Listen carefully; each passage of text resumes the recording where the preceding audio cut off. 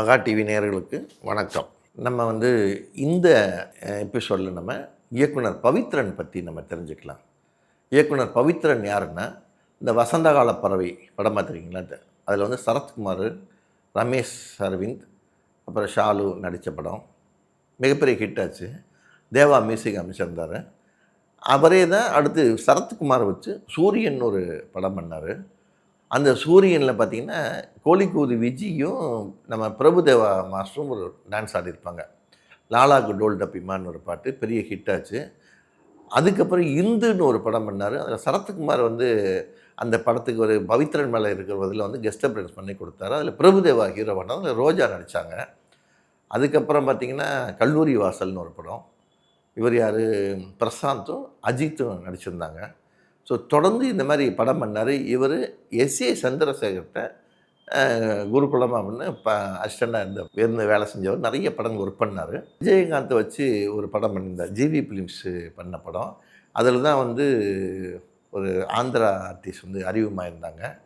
செம்பருத்தி செம்பருத்தின்னு ஒரு பாட்டு கூட அதில் வரும். அது ஒரு மிகப்பெரிய ஹிட் ஆச்சு.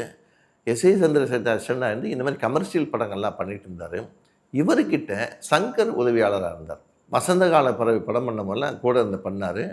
அடுத்தது சூரியன் பண்ணார் இல்லையா? அதுக்கப்புறம் கேடி குஞ்சுமன் படம் பண்ணும்போது இவர் கொஞ்சம் பிஸி ஆகிட்டதுனால சங்கர் அங்கே ஜென்டில்மேன் மூலமாக அங்கே டைரக்டர் ஆகிட்டார். ஸோ இவர் சொல்லி இவர்கிட்ட பேசி பண்ணாங்க. ஏ வெங்கடேஷும் இவர்கிட்ட இருந்தவர் தான், யார், பவித்ரன் சார்கிட்ட. அப்புறம் இளங்கண்ணன் ஒரு டைரக்டர், அவரும் இவர்கிட்ட இருந்தவர். அந்த இளங்கண்ணன் யாருன்னா ஒற்றன்னு ஒரு படம் பண்ணியிருக்காரு, அர்ஜுன் வச்சு பண்ணார். நல்ல படம் அது. நீங்கள் எஸ்ஏ சந்திரசேகர், ராமநாராயணன், குகநாதன், பாரதி ராஜா இவங்ககிட்டலாம் இருந்தவொடனே பின்னாடி பெரிய டைரக்டராக வந்தவங்க. ஸோ அது மாதிரி இவர்கிட்ட இருந்தவங்களும் எல்லாமே நிறையா பண்ணாங்க. பவித்ரன் சார் எப்படின்னா, அதாவது ஒரு டிஸ்கஷனில் கூட பார்த்திங்கன்னா எல்லோரையும் பேச விடுவார். அவங்க கருத்தெல்லாம் கேட்பார். நான் நிறையா டிஸ்கஷனில் போய் உட்காந்துருக்கிறேன். அதே மாதிரி நல்ல பாடகர்கள், அதாவது வெளியில் பாடுறாங்க பார்த்திங்களா, அவங்களாம் கூப்பிட்டு வச்சு பாட வைப்பார்.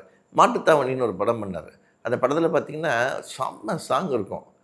அது சாங்கை அதெல்லாம் ஒரிஜினல் பாடல்களை கொண்டு வச்சு பாட வச்சார். மதுரையிலேருந்து கொண்டு வந்து தேவா சார் ரெக்கார்டிங் ரூமில் வச்சு பாடினாங்க. நாங்கள்லாம் எல்லாம் போயிருந்தோம். தமிழ் திரைப்பட தயாரிப்பாளர் சங்கத்தில் ஒரு ஈசி மெம்பராக இருந்தார். ஒர்க்கில் ஒரு டெடிக்கேஷன் உள்ள ஒரு டைரக்டர் பவித்ரன். தாராவின்னு கூட லாஸ்ட்டாக ஒரு படம் பண்ணார். இப்போ கன்னடத்தில் ஒரு படம் பண்ணி ஒரு ஹிட் ஆகிடுச்சு. அந்த படம் இப்போ ஓடிட்டு இருக்குது. பவித்ரன்னா சூரியன் பேர். அதுக்கு தகுந்த மாதிரி அவர் சரத்குமார் சார்லாம் அவர் மேலே ரொம்ப மரியாதை வச்சுருப்பார்.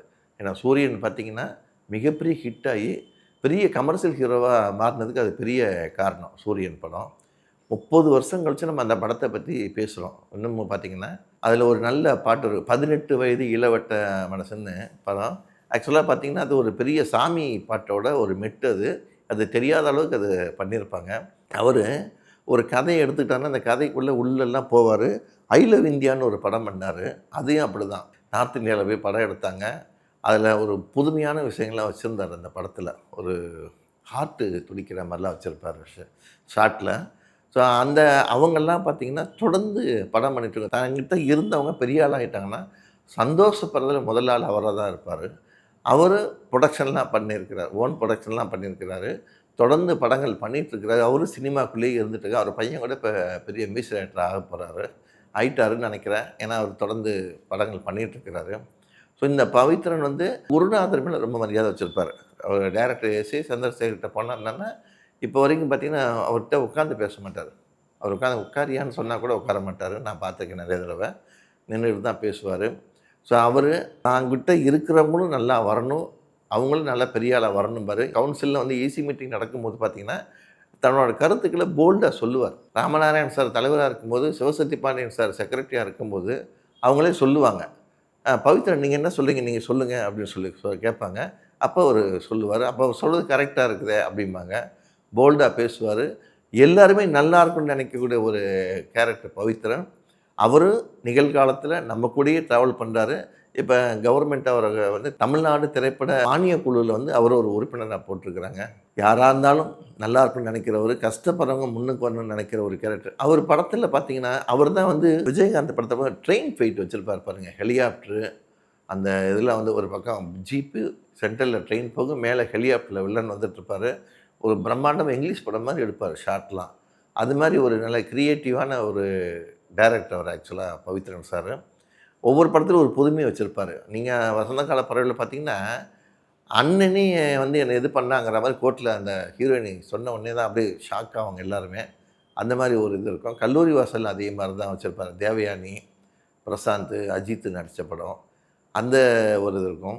அப்புறம் வந்து மாட்டுத்தாவணியில் பார்த்தீங்கன்னா, மதுரையில் போய் ஒரு மாட்டுத்தாவணி படத்தில் விமலும் சூரியும் அறிமுகமானாங்க. ஆக்சுவலாக வந்து அவங்களுக்கு அந்த படம் தான் ஃபஸ்ட்டு. அதில் ஒரு ஹீரோ நடிச்சிருந்தார். இவங்களாம் அதில் அறிமுகமானாங்க. அதுக்கப்புறம் மற்ற படங்கள் வந்ததுனால வந்து அவங்க அந்த படங்களை சொல்ல ஆரம்பிச்சிட்டாங்க. ஸோ தாராவியில் பார்த்தீங்கன்னா, ஒரு சாங்கு செம்மையாக ஹிட் பண்ணியிருப்பார் பையனை வச்சு. ஸோ அந்த மாதிரி டைரக்டருங்கள்லாம் இப்போவும் படம் பண்ணுறது நமக்கு கிடைச்ச மிகப்பெரிய பெருமை. ஸோ அவரை பற்றின விஷயங்களை நம்ம தெரிஞ்சுக்கலாம். நன்றி, வணக்கம்.